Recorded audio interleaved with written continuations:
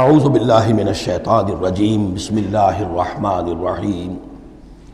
اب یہاں وہ تیسری ہدایت آ رہی، دو پہلے میں نے گنوائی تھی، اتل ما اوحی الیک من کتاب ربک من الکتاب واقم الصلاۃ ان الصلاۃ تنہی عن الفحشاء والمنکر ولذکر اللہ اکبر، دوسری ولا تجادلوا اہل الکتاب الا بالتی ہی احسن الا الذین ظلموا منہم۔ اب دیکھیے تیسری، یا عبادی الذین آمنوا ان ارضی واسعۃ فایای فاعبدون، اے میرے وہ بندو جو ایمان لائے ہو۔ پورے مکی قرآن میں یہ آیت ہے براہ راست خطاب، اور یا آئے گی آگے چل کر یا عبادی الذین اسرفوا علی انفسہم، بس یا ایھا الذین آمنوا یہ مکی مدنی دور کی اصطلاح ہے۔ یا عبادی الذین آمنوا بڑا اس میں جو ہے نا بڑی عنایت ہے، شفقت ہے، اے میرے وہ بندو جو مجھ پر ایمان لائے ہو، ان ارضی واسعۃ، میری زمین بڑی کشادہ ہے۔ کیا معنی ہے؟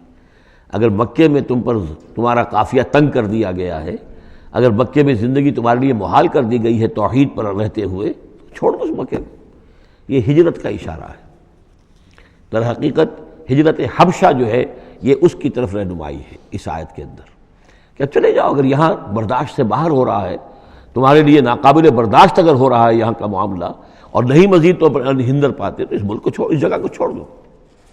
یا عبادی الذین آمنوا ان ارضی واسعۃ، میری زمین بڑی کشادہ ہے، فایای فاعبدون، پس صرف میری ہی بندگی کرو۔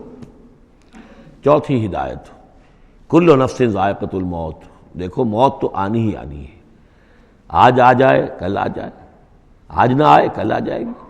آخر عمار اور یاسر کو ابو جہل نے اگر فرض کرو کہ ذبح کر دیا ہے، تو فرض کیجئے کہ چند دن اور جیتے تو موت تو پھر بھی آنی تھی نا۔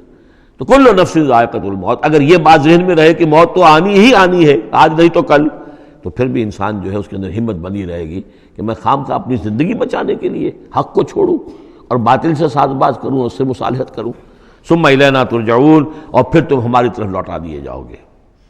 پانچویں بات، والذین آمنوا وعملوا الصالحات لنبوئنہم من الجنۃ غرفا، ہمارے اس وعدے پر پختہ یقین رکھو کہ جو ایمان لائیں گے اور نیک عمل کریں گے، ہم لازماً ان کو جگہ دیں گے اس جنت کے بالا خانوں میں، جو سورہ فرقان کے آخری رکوع میں آیا تھا، اولئک یجزون الغرفۃ بما صبروا، انہیں غرفہ بالا خانہ ملے گا۔ تو من الجنت غرفاً، جروں کے بالا خانے ملیں گے جنت کے، تجری من تحت الانہار خالدین فیہا، جس کے نیچے ندیاں بہتی ہوں گی، اس میں وہ ہمیشہ ہمیشہ رہیں گے۔ نعم اجر العاملین، کیا ہی اچھا ہوگا عمل کرنے والوں کا اجر۔ چھٹی بات، الذین صبروا وعلی ربہم یتوکلون، وہ لوگ کہ جو صبر کریں اور اپنے رب پر توکل کریں۔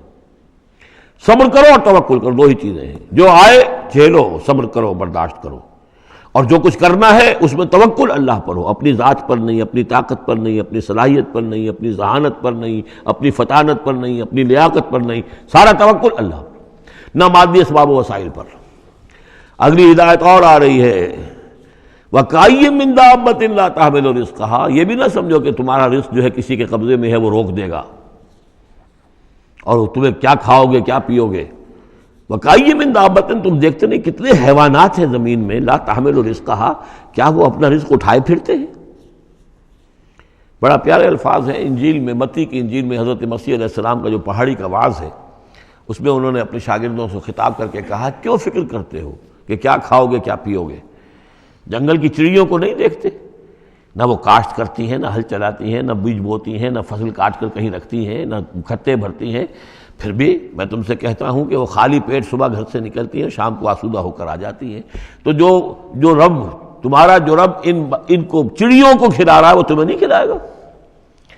اور کیوں فکر کرتے ہو کہ کیا پہنو گے، لباس کہاں سے ملے گا؟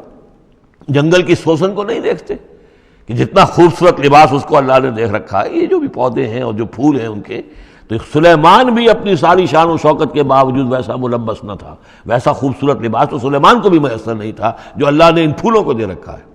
تو غور کرو، جو وہ زمین کی اس گھاس پھوس کو اور ان پودوں کو اس قدر حسین لباس دے رہا ہے، عمدہ لباس دے رہا ہے، جو ابھی ہیں اور کل نہیں ہوں گے، یا یہ کہ کاٹ کر اور وہ چولہوں میں جلا دی جائے گی گھاس، تو کیا وہ تمہیں نہیں پہنائے گا؟ لیکن تم یقین نہیں کرتے۔ توکل اور ایمان، یہ دونوں چیزیں ساتھ ساتھ جائیں گی۔